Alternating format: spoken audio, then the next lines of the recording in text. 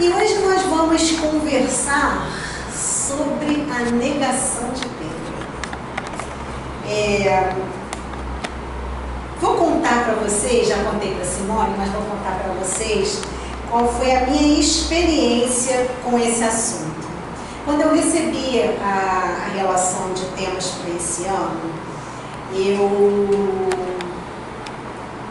já bati o olho e falei assim, o primeiro é esse. E aí depois escolhi os outros temas, os dias, ficou tudo certinho e tal. Vamos sentar e vamos começar a trabalhar no nosso tema, né? Porque a gente precisa trazer algum conteúdo interessante para todo mundo aqui e para a gente também. Aí eu abri a minha agenda, olhei aquilo e falei assim, onde é que eu estava com a cabeça quando eu escolhi isso? Meu Deus! Eu sempre li coisas de Pedro, mas nunca sobre Pedro. E eu falei assim, bom, isso é um desafio diferente, vamos procurar. Aí achei uma referência interessante aqui no Boa Nova, né? Peguei aqui na biblioteca, já avisei que não vou devolver hoje. E a partir daqui eu comecei a falar assim, nossa gente, para a gente começar a saber quem é, né? A falar, né, desse personagem tão emblemático, com uma característica pessoal tão forte, uma personalidade tão marcante, mesmo que a gente não estude sobre Pedro, mas quando a gente assiste um filme qualquer que Pedro aparece, a gente vê que Pedro é aquele cara que tem uma imposição, que tem um tom de voz mais ríspido, ele faz uma colocação, né, mais assim, prepotente mesmo com Jesus ele tem aquela condição austera e tal. Eu falei assim, bom, então antes da gente saber, né, qual foi toda essa questão da negação, vamos conhecer Pedro um pouquinho? Eu vou chegar só um pouco para cá, senão eu não vou conseguir enxergar aqui. Então, olha, Pedro, ele nasceu num lugar chamado Betsaida, na Galileia. Ele era filho de Jonas, irmão do apóstolo André. O seu nome de nascimento era Simão, ou Simeão. E Pedro, ele era um pescador e trabalhava com o irmão e o pai. Por indicação de João Batista, né, João Batista, primo de Jesus, né, ele foi levado por seu irmão André para conhecer o mestre.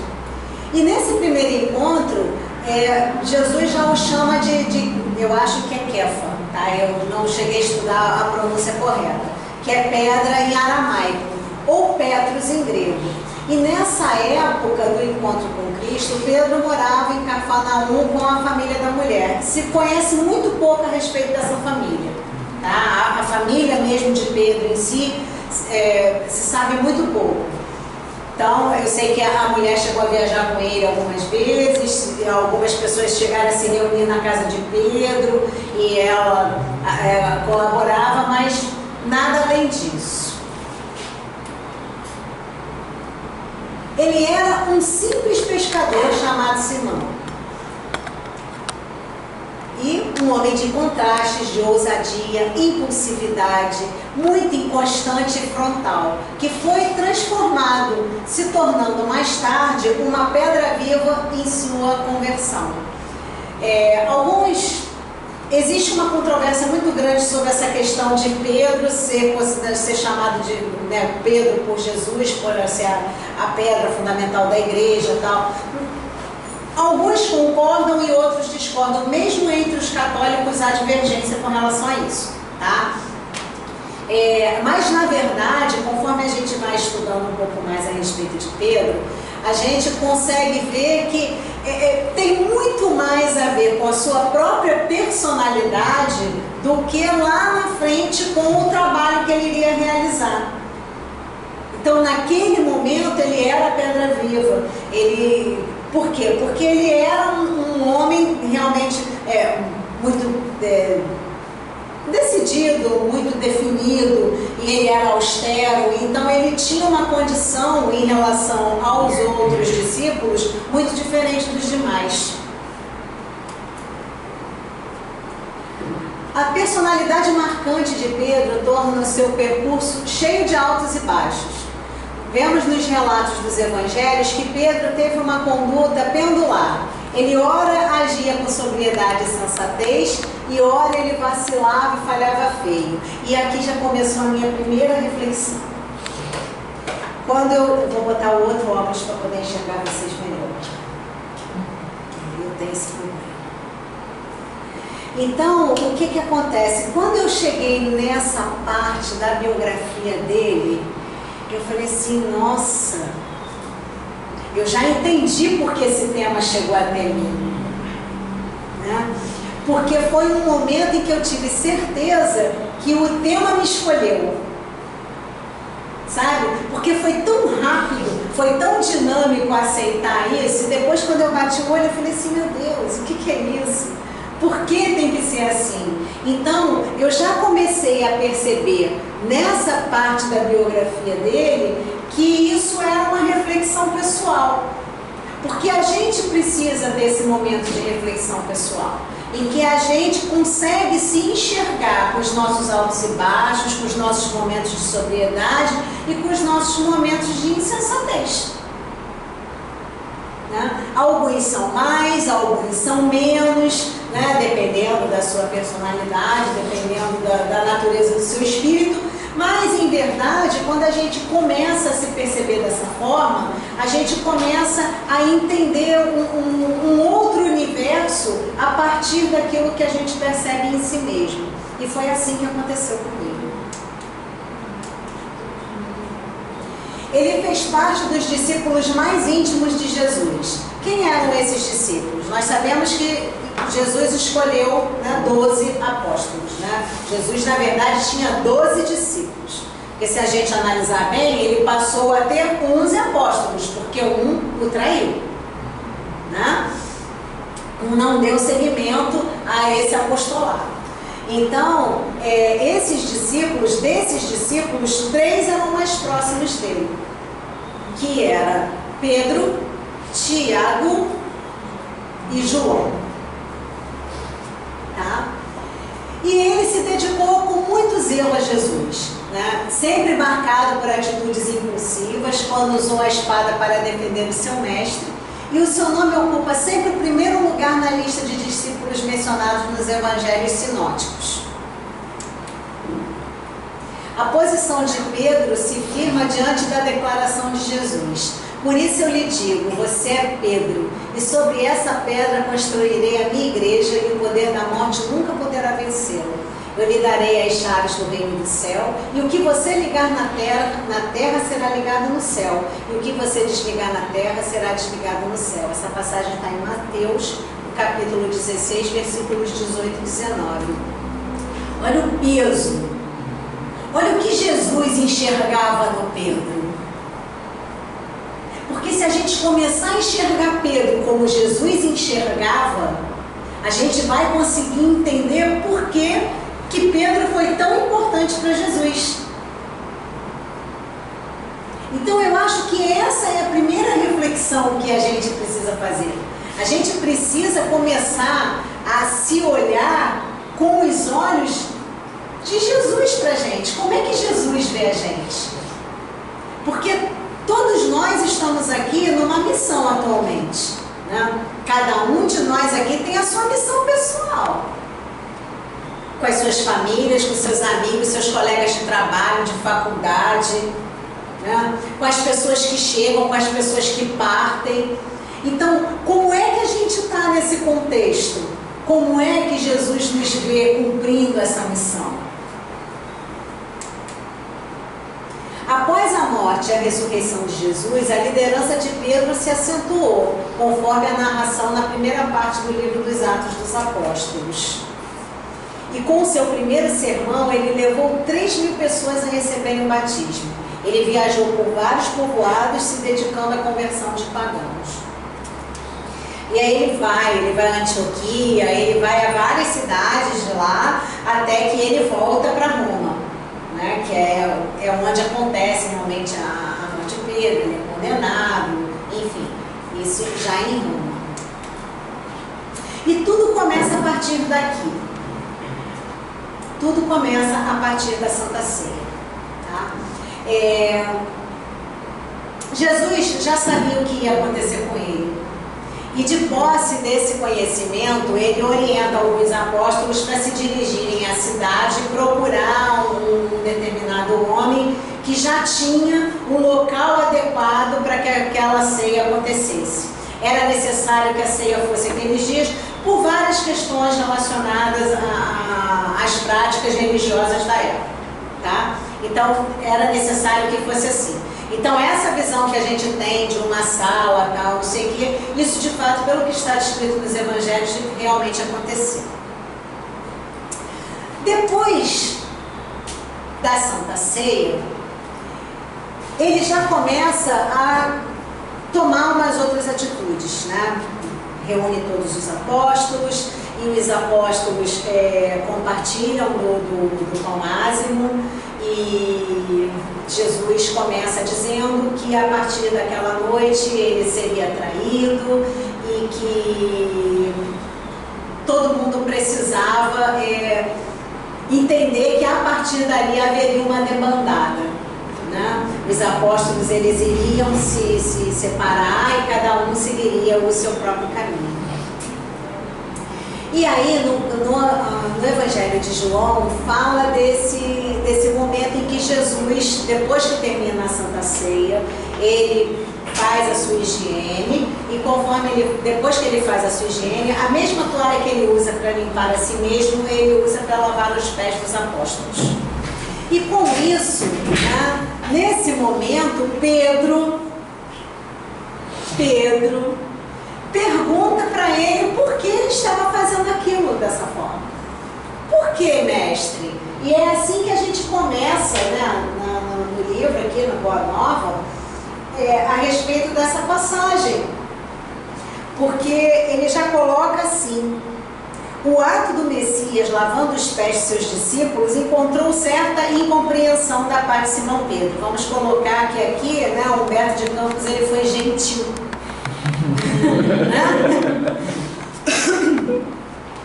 Né? O velho pescador não concordava com semelhante ato de extrema submissão. E chegada a sua vez, obtemperou resoluto: nunca me lavareis os pés. Mestre, meus companheiros estão sendo ingratos e duros nesse instante, deixando-vos praticar esse gesto como se fosseis um escravo vulgar.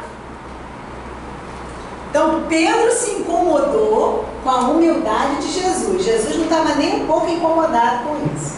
Até porque era necessário aquilo que Jesus estava fazendo. Era aquela lição que Jesus precisava dar a todos os seus apóstolos, da humildade, da serenidade, não é? Nós não somos mais do que ninguém, independente do posto que a gente ocupa na sociedade, ocupa na vida, né? Ocupa nas casas espíritas, né? Então isso é uma reflexão para todo mundo. Está me ensinando a ser pobre em espírito. Exatamente, ser pobre em espírito. Ah, você prestou atenção na bem-aventurança, tá vendo?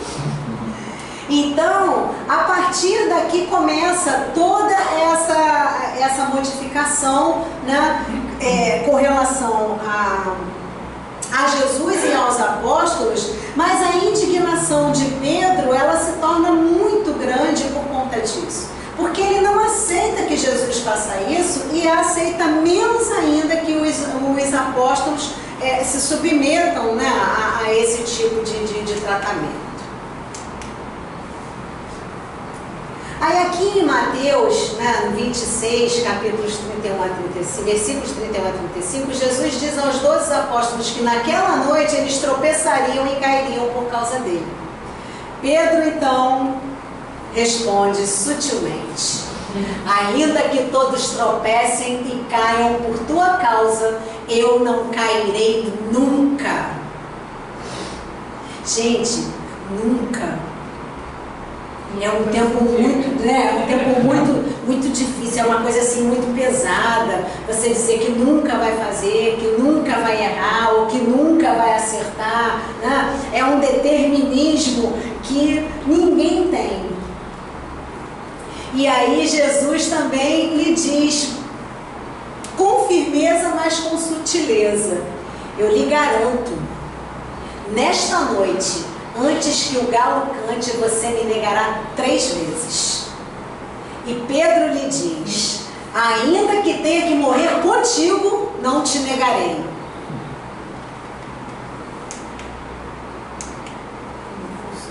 Apesar da sua resposta, né, Jesus lhe diz que naquela mesma noite ele aprenderia que o homem no mundo é mais frágil do que perverso.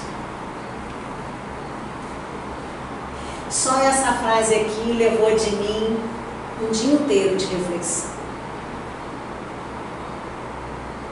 Antes de eu chegar a todo o resto, só isso aqui, só por essa frase, já foi o suficiente para mim, para fazer uma grande reflexão, uma grande, sabe aquela retrospectiva, né, da TV? Então, eu fiz uma grande retrospectiva na minha TV interna e eu achei dentro de mim, assim, arquivos que eu nem lembrava que existiam. Por quê? Porque a gente sempre acha o contrário. A gente acha que o homem no mundo é sempre mais perverso do que frágil. Aliás, a gente nem coloca fragilidade naquele que é mau.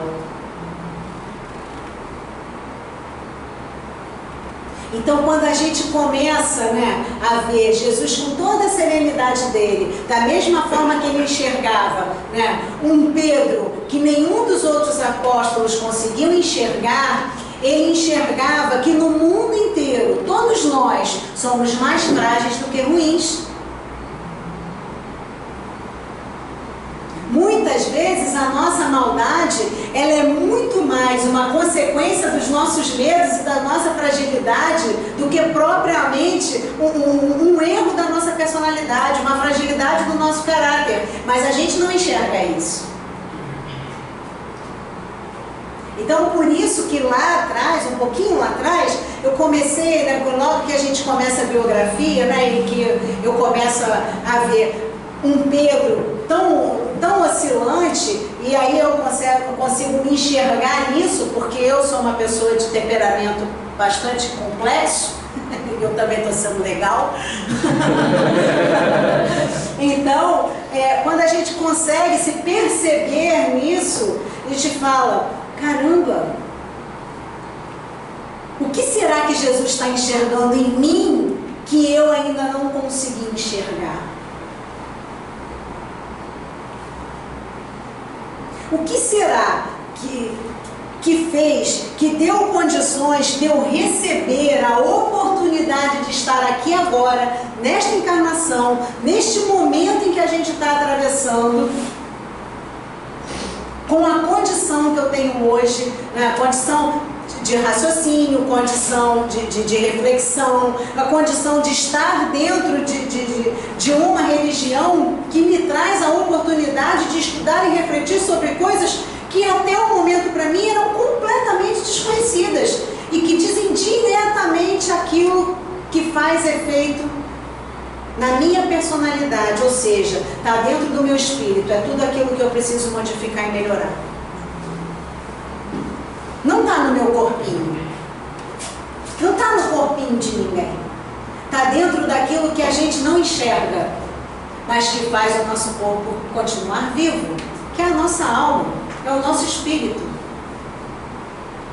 Então, a partir daqui, começa os grandes momentos de Pedro.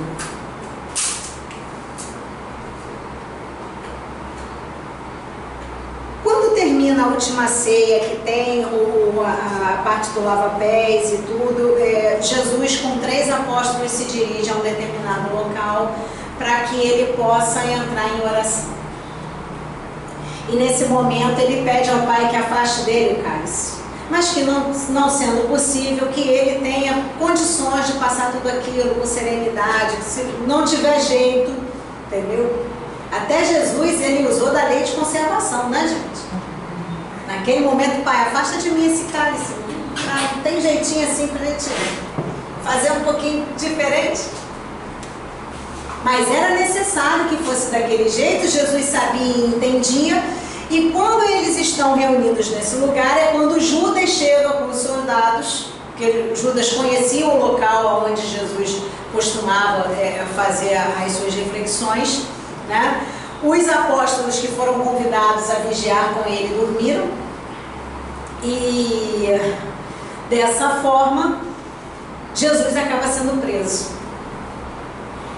E Judas já sabia que Jesus tinha consciência de que ele seria traído, né, por ele.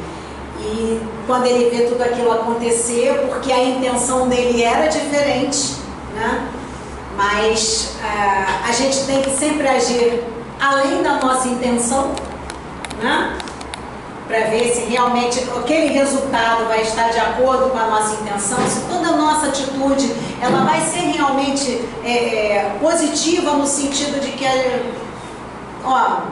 vai ter o alcance que eu desejo, então eu vou fazer desse jeito. Então, dessa forma, né, Jesus foi preso.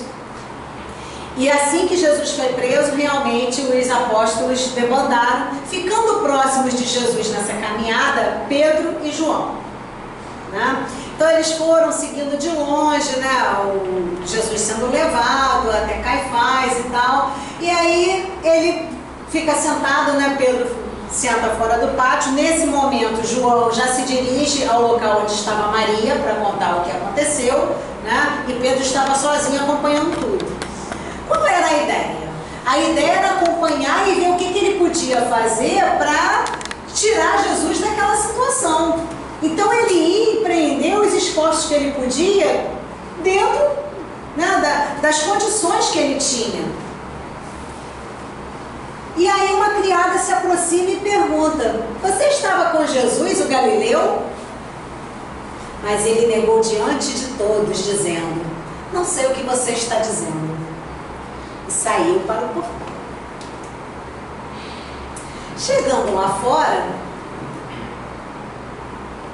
outra criada viu e disse aos que aí estavam: este homem estava com Jesus o Nazareno. Pedro negou outra vez, jurando: não conheço esse homem. E o juramento para o judeu nessa época não tinha aquele efeito que tem hoje. Hoje, quando você jura, se você não cumprir o que você está jurando, é perjúrio, não sei o que, não sei o que, não sei o que. Naquela época, se a pessoa já fosse obrigada a jurar, você já botava o pé atrás, porque já não tinha aquele impacto, aquele efeito, né? Se eu estou precisando jurar, é porque a minha palavra por si só não é suficiente para garantir que ela é uma palavra que todo mundo tem a confiança. Então aqui já começou a ter esse problema.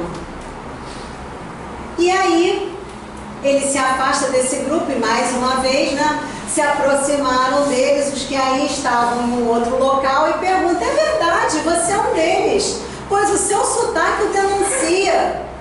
Então ele começou a maldizer e a jurar: não conheço esse homem.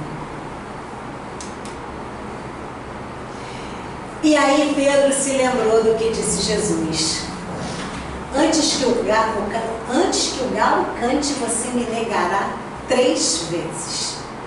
Né? E é dito nos evangelhos que tão logo ele nega pela 3ª vez, o galo canta.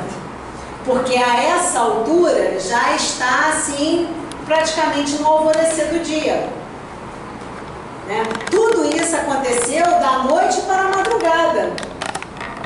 Até porque a noite, ela tem um significado do judeu muito grande. Eles fazem muitas meditações à noite. A noite para eles é muito importante. E aí ele sai chorando amargamente.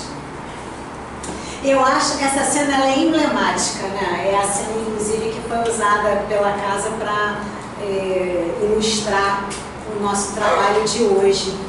E é exatamente assim, né? Pedro olha em direção do local onde Jesus está, e Jesus olha para ele com aqueles olhos misericordiosos de sempre.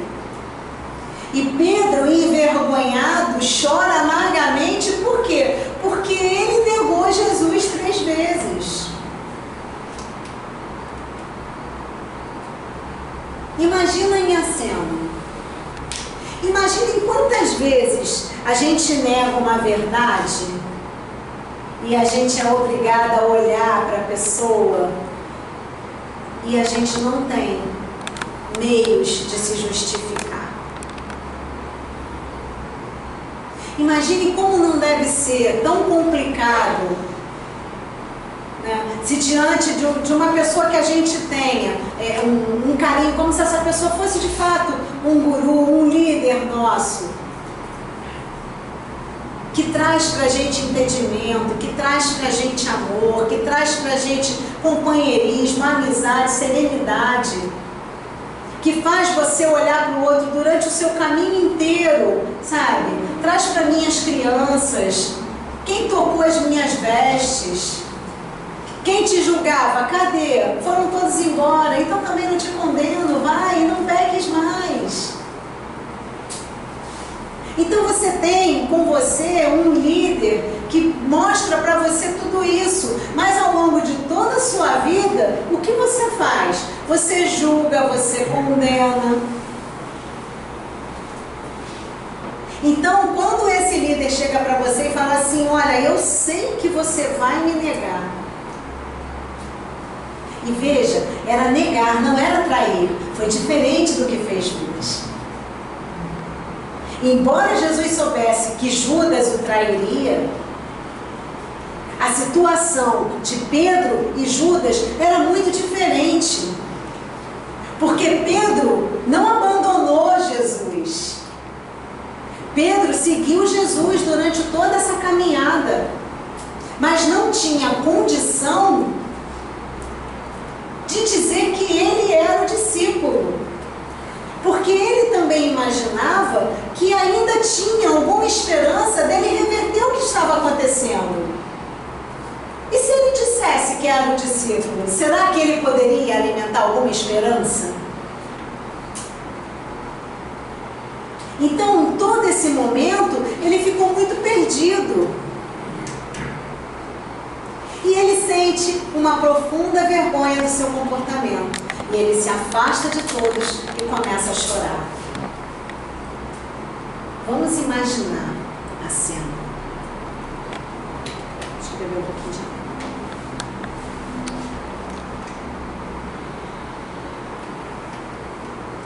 Imaginem Jesus dizendo pra gente assim: você vai me negar 3 vezes, e você de jeito nenhum. Não negarei nunca. E aí você nega a primeira, nega a segunda, nega a terceira, e aí Jesus está lá só te olhando assim. Eu não te disse? Eu não te falei? Eu te disse. É para chorar mesmo, né, gente? Muito. E aí ele começa o seu momento de reflexão pessoal. Que eu acho que é nesse começo de reflexão que a gente pode pegar tudo que a gente aprende dentro da doutrina espírita e trazer para essa negação de Pedro. Porque o convite que a doutrina faz para a gente é o convite da reforma íntima. Ninguém se reforma intimamente se não fizer reflexão. Se você não conseguir se olhar no seu próprio espelho e conseguir ver aquilo que você tem de bom, mas principalmente aquilo que você precisa consertar, você não tem o que reformar. Você pode ter uma reforma de necessidade, que é consertar o que está ruim, e você tem aquela reforma de embelezar. Mas a gente não está falando de beleza, a gente está falando de aparar a aresta. De ir lá na carne, ó. Não tem algo, assim, por exemplo, as pessoas que sofrem queimadura, dependendo do nível da queimadura, para aquilo poder cicatrizar mais rápido, não tem que tirar a pele queimada? Não é? É essa reforma que a gente precisa fazer quando a gente está falando de reforma íntima. Mas eu não tenho condição de pegar toda a minha ferida e limpar de uma vez. Eu não consigo. Quem consegue, eu tiro meu chapéu. Eu estou até hoje tentando, na mesma ferida, e não estou conseguindo. Então, a gente vai devagarzinho. E nesse momento, ele recorda a vida dele e o modo ríspido com que ele sempre condenava os transviados ao longo do tempo. Quantas vezes, nas poucas vezes que a gente tem assim, algumas imagens de Pedro e que Pedro chama a atenção de todo mundo. E que Pedro não era tolerante, até mesmo com as pessoas que transitavam entre ele e Jesus. Ele achava que não tinha que ser daquele jeito. Vamos afastar o mestre das pessoas. Aí fazia aquela roda, mas a hemorroísta foi lá e conseguiu tocar as vestes dele, devagarzinho. Né? Então, isso é uma maneira dele começar a falar assim: poxa vida, olha, eu que sou o discípulo do mestre, cometi um erro muito grave e ele me olhou com amor enorme, mas ele está lá num sofrimento imenso. Por que eu não posso olhar para o meu próximo com um olhar de misericórdia? Por que eu, Pedro, simples Pedro, um pescador, preciso olhar para o meu próximo de uma forma tão dura, tão severa? Por que eu preciso sempre apontar o meu dedo para o meu próximo, para mostrar para ele que ele está errado? Se eu também erro. E ele pensou que nunca conseguira perdoar as mulheres infelizes. É sabido que ele não gostava da Maria de Magdala, né? Os dois assim, santo de um não ia com o santo do outro e tal. E a gente não faz isso também? Quando a gente vê um comportamento de uma pessoa que a gente não gosta, ou a gente vê um comportamento que a gente acha que está em desacordo com o nosso conceito de educação, porque todo mundo tem um conceito, gente. Todo mundo aqui foi educado por alguém. Por um pai, por uma mãe, por um pai, por uma e a mãe, por uma avó, por um avô, por madrinha, por padrinho. Todo mundo aqui foi educado por alguém. Ah, eu estava no orfanato, então foi a freira que te criou. Não quero saber, alguém criou. E quando alguém cria, dá pra gente um esteio, vai te dar um norte. Olha, isso é certo, isso é errado. E você começa a formar as suas opiniões a partir daí. É assim que funciona. Se a educação é boa ou é ruim, isso aí é uma outra questão para a gente discutir. O fato é que a gente é educado assim. Então todos nós aqui, juntos e misturados, cada um de nós tem o seu próprio preconceito. Por quê? Porque a gente aprendeu de um jeito e desconstruir algumas coisas leva um tempo. Agora, o fato de eu não aceitar alguma coisa não significa que eu não tenha que respeitar essa coisa. Eu posso ser contra, eu posso discordar, mas não posso desrespeitar ninguém. Então, nesse momento em que ele não consegue perdoar, por quê? Porque só ele tem razão, só ele é o certo, não é verdade? Então ele começa a ver que ele também é uma pessoa que está naquela condição de erro. Porque afinal de contas, lembra? Ele maldisse, ele jurou que não conhecia aquele homem. Então, nessas condições, como é que a gente faz para a gente poder, sabe? Nossa, mas eu sigo Jesus e eu fiz tudo isso. Então, se eu vou ter perdão, por que aquelas pessoas não podem serem perdoadas também? Abatido sob o peso da sua própria falta, ele começa a compreender as experiências dolorosas dos irmãos de humanidade. Então ele começa a ver que, olha, eu preciso perdoar o meu próximo porque eu também erro. sou melhor do que ninguém aqui dentro. E talvez eu esteja entre os piores de nós. Porque se eu peguei isso aqui, eu sou a que eu mais preciso. Eu sempre digo isso. Não interessa se você escolhe um tema que você domina muito ou uma coisa surpreendente como essa, porque para mim foi. Tá? Então, quem precisa primeiro? Quem precisa primeiro é aquele que vai estudar para compartilhar conteúdo. Esse é o que precisa primeiro. Então, a gente começa a chegar e falar assim, poxa, olha, eu julgo tantas pessoas, porque a gente julga e julga muito. Todo mundo aqui é quase Deus, só falta a toga. Quem não? Me ensina. Se tiver alguém aqui que não julgue, me ensina. Me dá o caminho que eu quero aprender. Mas o caminho está aqui, ó. É a gente começar a compreender a experiência dos outros. É a gente começar a entender que realmente, olha, ele erra, ela erra, mas eu também erro.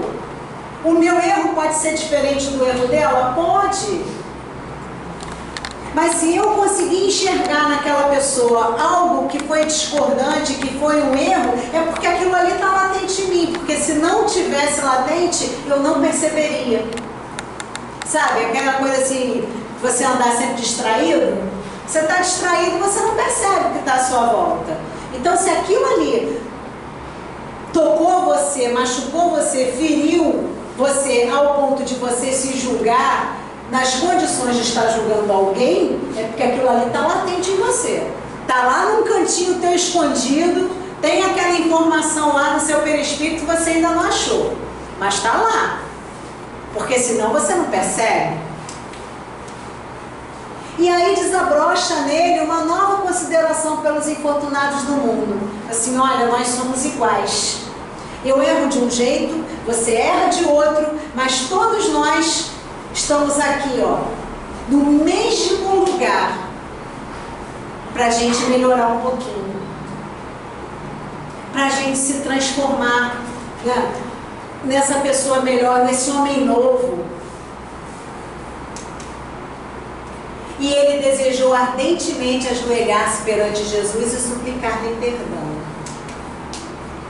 Nisso, ele sente em espírito a presença confortadora do Mestre e recordou que este lhe dissera: Pedro, o homem do mundo é mais frágil do que perverso. Então Jesus viu que Pedro não era mau. Pedro, ele era um homem muito bom, era um espírito iluminado, era um espírito que tinha condição de levar as suas palavras, né, para o mundo, quando fosse o momento em que ele saísse em pregação.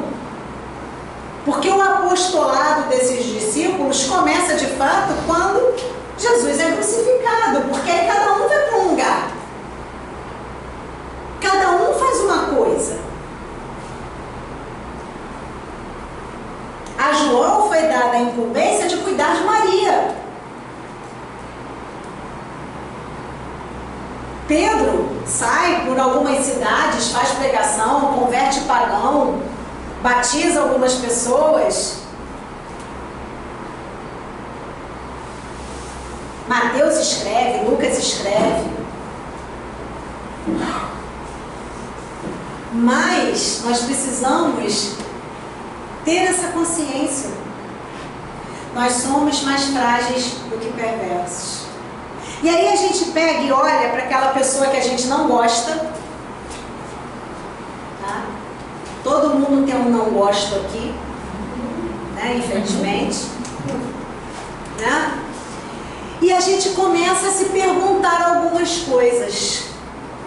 Será que a gente pode dizer que Pedro foi um fracassado por ter negado Jesus?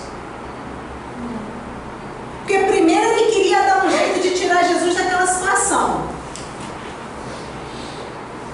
Segundo, ele precisava continuar vivo para quê? Para que ele pudesse dar continuidade ao trabalho que ele tinha e que ele ainda nem sabia que tinha aquela obrigação de fazer. Quantos de nós temos um monte coisa para fazer que a gente não sabe o que tem que fazer e a gente acha que está saindo do rumo, mas na verdade a gente está tomando o caminho certo.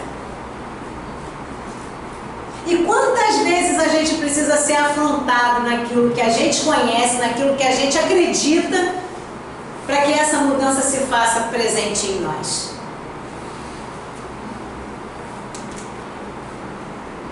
E aí em Lucas, no capítulo 22, temos: então voltando-se o Senhor, fixou os olhos em Pedro. E ele olhou nos olhos, e quando Pedro estava no mais profundo abismo, o olhar de Jesus era o mesmo. É Jesus, né, gente? A gente sempre olha diferente para um, para outro, para um, para outro. Você olha de um jeito hoje para o marido, amanhã você está olhando diferente para o marido. Entendeu? Eu não tenho mais marido, não olho mais diferente para ninguém. Mas é sempre assim, né? Tipo, você acordou cansada de manhã, mas tem que fazer o café. Aí você levanta com aquele olho assim: já fez o café? Tô indo. Aí vai. Mas aí você lembra que você precisa ir ao mercado. E aí o marido tem que ir junto, pelo menos para carregar as compras, né? Aí o marido tem que ir junto. Aí você já olha para ele: amor, o café tá pronto. Entendeu? Nossa, tô com uma fome, o almoço tá pronto, mas são 11 horas ainda, vai comer um pão.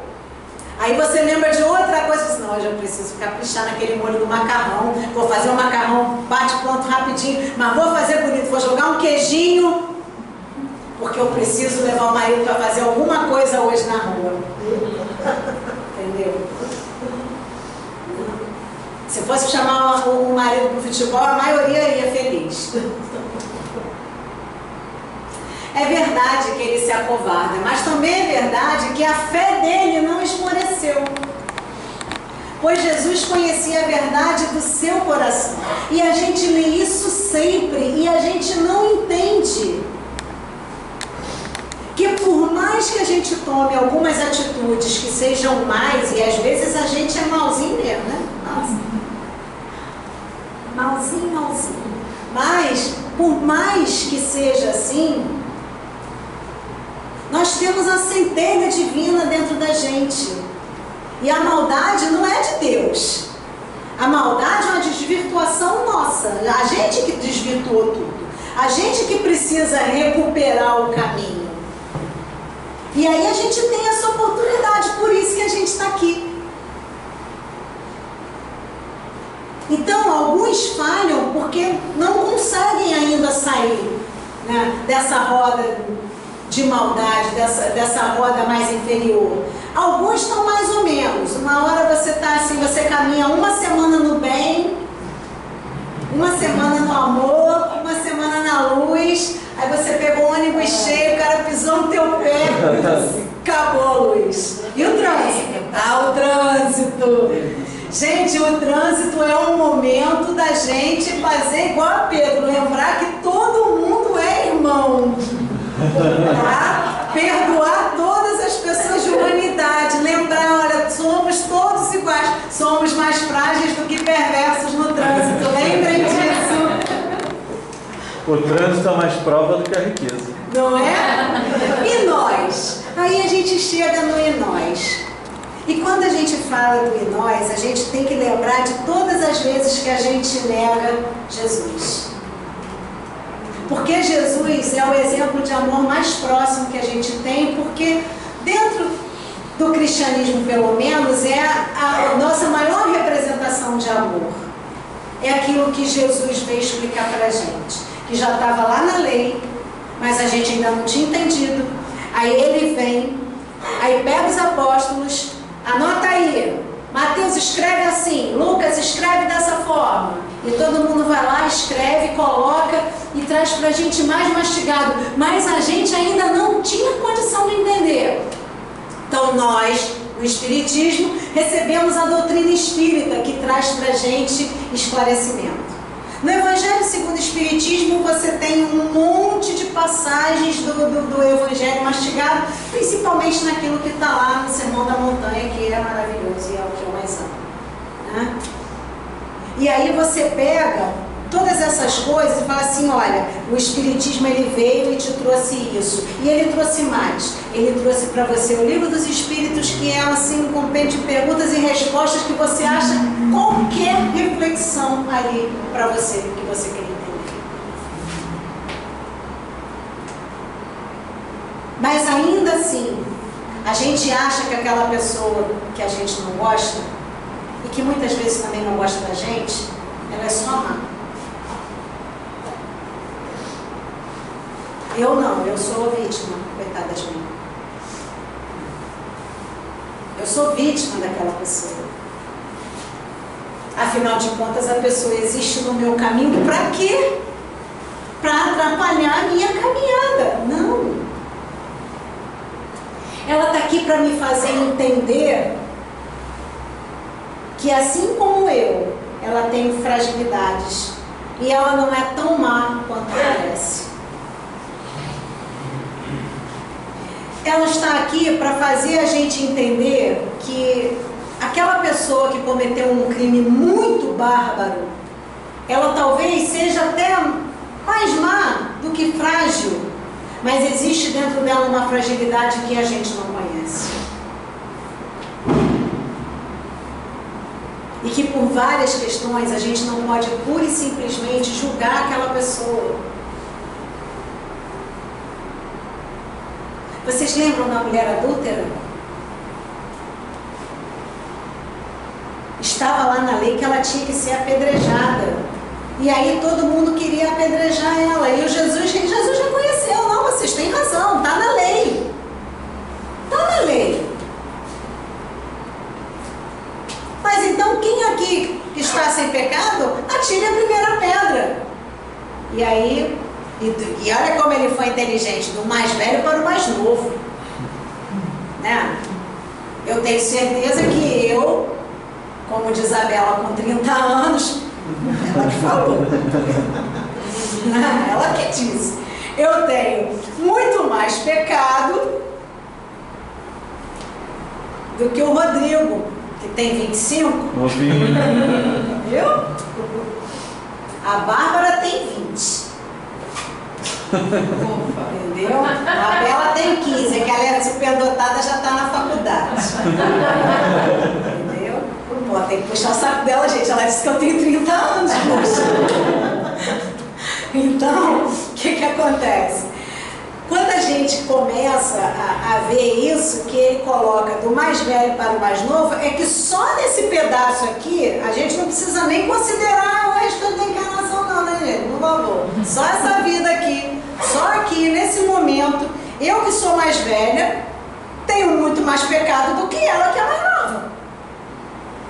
E aí os mais velhos foram se afastando, né? Até que ficou só Jesus e ela. E já fizemos referência a isso aqui hoje e vamos fazer de novo. Cadê aqueles que te condenam? Foram todos embora? Foram sim. Então também não vou te condenar. Vá e não peques mais. Então nesse momento em que Jesus diz isso para ela e está dizendo para a gente, é para a gente não pecar mais. Ele está dando a oportunidade da gente ser melhor. Como ele deu para Pedro. Ele aceitou Pedro do jeito que Pedro era. Por quê? Pedro, apesar de ter um temperamento difícil, apesar dele ser um homem muito severo nas suas colocações e nas suas ponderações, Pedro era um homem bom. Ele só era frágil. Nós também somos assim. Então que a gente possa se fortalecer como Pedro se fortaleceu através da fé dele e a gente possa fazer a transformação em cada um de nós como Pedro fez. É o nosso desejo para todos nós no dia de hoje. Muito obrigada.